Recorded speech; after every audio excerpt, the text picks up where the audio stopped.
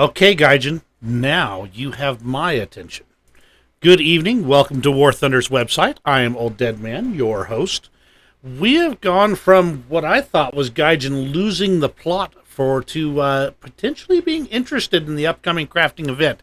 I'm going to have to see more of the details, but maybe they've got a little bit going on for them. That's because the top air prize is going to be a Kfir C.2. That would be an Israeli jet fighter as your top tier prize for this crafting event. Now, I've already done a Devblog on the C7, and a lot of the numbers are pretty much identical. So let's go through this here.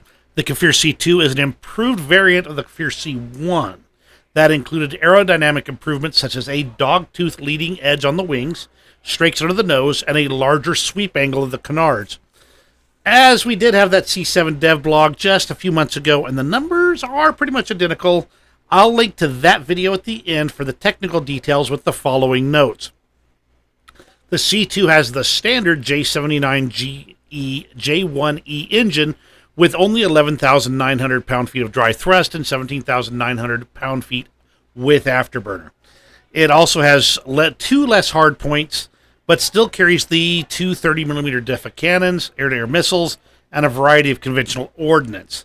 The Devblog states that it does not carry guided air-to-surface missiles, but I would not take that as the gospel truth just yet, because other sources indicate that it was capable of doing so. So, I don't know. Take your pick.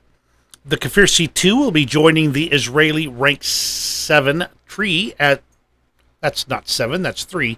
Israeli Rank 7 tree as an event vehicle, not a premium, and will be available as part of the Battle for Arachis crafting event.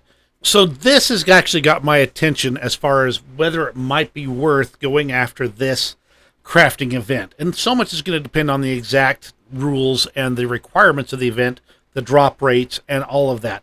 Because these do tend to be some of the most frustrating, even though they tend to also have the most clear base rules. They have to grind a certain number of minutes of time in a battle, and you get boxes that you open to get a varying number of components. The components have to be thrown together in various different ways to make all the components and come out with a document. And for the top tier prizes, you're going to need 3 of those documents of some kind to put together to make the final vehicle. Now, we're still waiting on the actual details of the event and what it's going to take, so I'm holding back judgment, but I'll tell you, this one might be worth a little bit of that grind time and see if it's not going to be too bad, I might be interested. So we'll see how that comes out. You let me know what you think of the Kfir C2 as a non-premium, remember, this is an event vehicle, as a prize for this crafting event. You give me your thoughts on whether you're going to be joining into the crafting event, and let me know if you enjoyed this video by giving me a thumbs up. Thank you very much for joining me, and you have a great rest of your day. We'll see you in War Thunder, maybe even grinding like crazy for this Kfir C2.